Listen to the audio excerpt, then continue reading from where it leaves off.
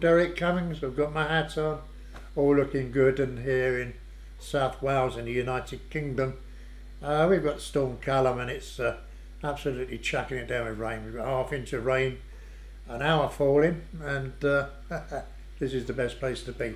Anyway, today I'm going to talk about medication. It's a very important subject with us, and it's the one thing that we really do need. It's the one thing that keeps us breathing, and we must be alert at all times.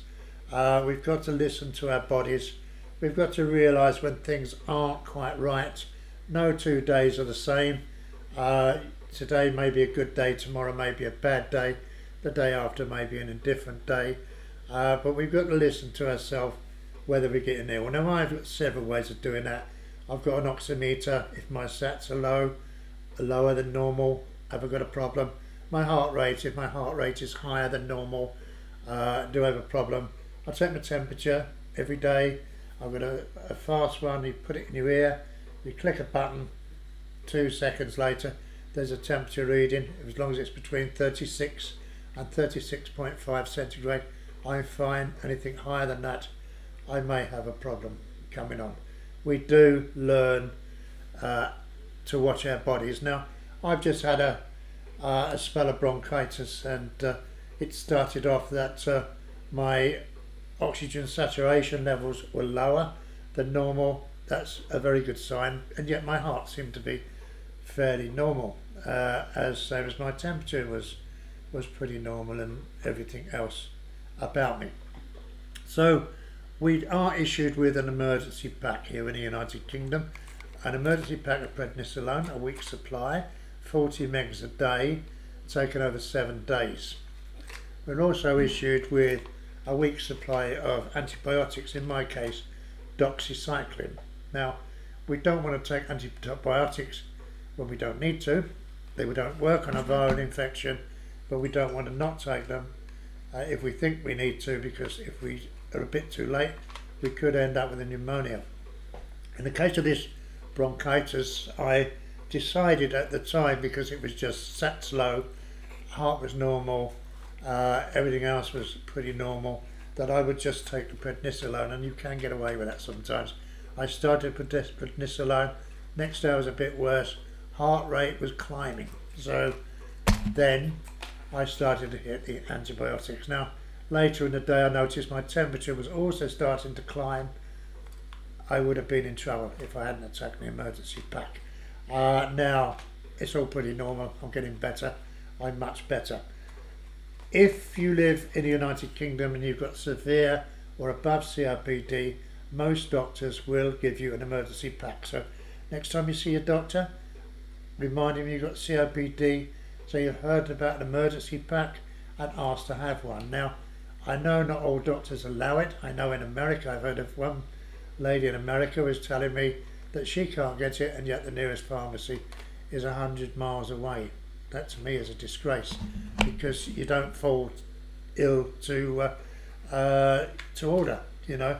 And the thing is that you've got to start working on these very fast, because a day can mean a difference. A day can mean a difference between you being very ill and going to the hospital perhaps with pneumonia, or being fine. So try and get an emergency pack if you can, because to me they're invaluable, and I'm sure that they've stopped me from having many trips in the hospital or catching pneumonia. Now, we do take a lot of steroids, and taking a lot of steroids do cause problems. In my case, I've got thin skin on my arms. I also have very easy bruising, and I know many people with COPD that do have this bruising problem. The only thing with the bruising, you can't stop it. It's going to happen. Sometimes it's worse than others. Sometimes it's been so bad I've worn a long sleeve shirt rather than a short one, because to hide the bruising, it looks like I've been beaten up by the wife or something. And until I came across it, there was going to be something called arnica cream. Arnica cream is absolutely brilliant. You can buy it on Amazon.com or co.uk. I'm not actually advertising the site. I've got no shares in them or anything. You may be able to get it somewhere else, but Arnica, A-R-N-I-K-A. I know a few other people that do swear to it. since I've got them onto arnica cream. So see if you can get hold of some if you get a lot of bruising. And while we're on to medication, which we're talking about today, an important one to have, of course, is the fast-acting one. Here it's called Ventolin. It's called something else over in the United States and other parts of the world, but basically it's a fast-acting one. If you get into trouble, you take it. Lots of people with asthma have it. It's a lifesaver, and I can swear it's a lifesaver with me as well, because you know I've got a little bit of asthma as well as having bronchitis and emphysema, and when they kick in, believe me, it's hard to breathe. But what you're supposed to do is, I'll show you how to do it. Right, this is how you're supposed to do it. Give it a shake.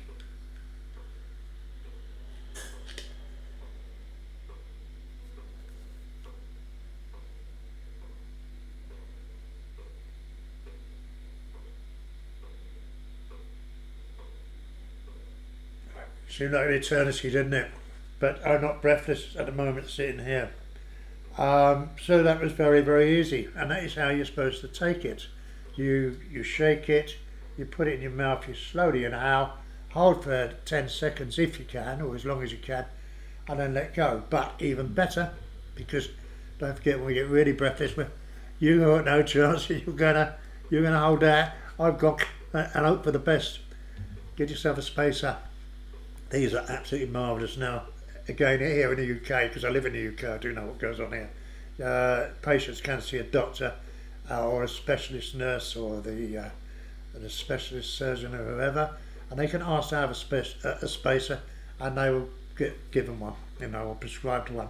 You can buy them as well in pharmacies here, and I'm sure you can in America and all kinds of places. The idea with a spacer is you don't need to have this just right. You can give it a shake, put it in there, there it goes, a cloud of dust, and it's in there, and then you 4, 5, 2 or 3, one go, I don't know, and you're breathing it in, and it's not going anywhere. Well, that's me, I'm okay now anyway. I could probably run around the gym now, huh? I wish I could, but there's a tip there. A spacer. Now they do big spacers as well, and normal spacers, and they do smaller spacers than this, ones that go in a lady's handbag. So think about that, and if you do get a chance, go in, get one. Still on the medication, there are many different kinds of medication, long-term medication on the market. I use two. I use Symbicort and Eclira, and they're absolutely marvellous. And nowadays there are so many different inhalers on the market. At one time it used to be Spiriva and one other, and they were the dominant ones, and the Spiriva in particular is very expensive, because the expense of it in America has caused a lot of problems, and even here in the UK there's been complaints about how much it's cost our National Health Service. But now there's been a lot of research, there's been a lot of new products come onto the market. It's not a one fit size all. Some work better for others. Spiriva never did a lot for me, but this one, Symbicort, I swear by it. It's marvellous. It works within 5 minutes as well. So if you find one that doesn't work for you, again, have a word with your doctor, have a word with your specialist or your medical nurse, and see if you can try another one. As simple as that. They all tend to be cheaper than the old one, and some of us are getting moved off of the more expensive ones here in the UK. It's not because the medication is just cheaper, and because it's cheaper it doesn't work so well. It does, it works. The Symbicort works better for me than what Spiriva ever did, and yet it's a cheaper product. Again, it's with these you normally take them twice a day. It's normally one inhaled. I inhale one of those in the morning and at night, and one of those in the morning, one at night. If I forget, and this has happened, I know about it, because once the 12 hours is up I start to find it's harder to breathe, and I'm sure you would too, so you know you wouldn't forget. Anyway, I want to make an appeal while I'm talking here about medication. I did a seminar a couple of weeks ago in Cardiff, here in South Wales, and I was speaking to professional medical staff, and a lot of them worked in hospitals, and they work with people like me. And this idea of me going along to the seminar was talk to them as a patient, you know, about what I go through. And I talk to them very similar as I'm talking here.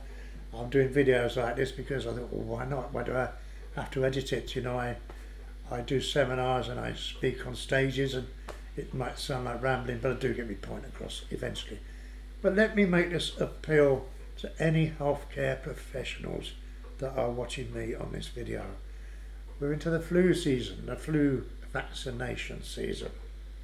Now, my appeal to you is, if you don't have the annual flu jab, please do. Now, my belief is any frontline staff working in hospitals with patients should mandatorily have the flu vaccination. It should be part of their contract, but unfortunately, at least here in the UK, it is not. There is a choice. They are getting better. The uptake is better, but the uptake is not good either. Consider this: if you, as a nurse or a doctor or some other kind of medic, even a porter, have not had the flu jab, and you're dealing with frontline, very sick people, such as ourselves, you're going to be giving the flu off before you even know that you've got it. It could kill me. It nearly did last year.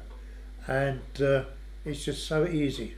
You know, you will find you'll have a week off work, you'll feel really rotten, not very well at all, and yet you pass this flu on to somebody with a respiratory complaint which could put them in the morgue. Please, this year, have a change of heart, go and get yourself the flu vaccination, and while you're at it, get your colleagues to have the flu vaccination with you as well. I know it's getting better. There's a new requirement coming out in England that this is going to happen, that the frontline staff are going to be encouraged to have this flu vaccination, and if they don't, they're going to be moved more towards the back room, which I think is perfectly right, which I think is actually essential. There's been no announcement here in Wales yet, but I'm hoping that there will. I do quite often campaign about different things in the work that I do with the medical on the medical side of it. I work with health boards, the British Lung Foundation. Sometimes I'm working with others, with the government, and what we're doing is we're trying to work things that's best for the patient. And the flu vaccination is one of the essential things. You can save many lives by getting the flu vaccination. Anyway, that's it for now. I won't talk about supplements today. I don't know what I'm going to talk about next. My nice supplement is sit, watch a film with a ton of whiskey in the evening. Yeah, I know they say you shouldn't drink, but we've got to have some pleasure. I don't get drunk. I only have the one whiskey. Anyway,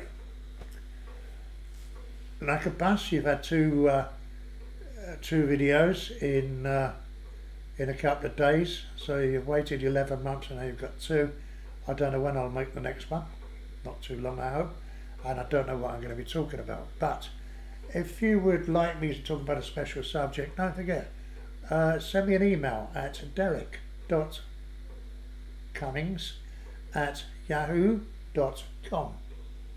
I'll repeat it, derek.cummings@yahoo.com. Derek is D-E-R-E-K.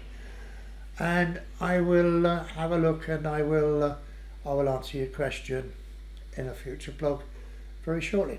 So for now, it's bye-bye for now. Whatever you're doing, enjoy your day, and I look forward to speaking again soon. Bye-bye.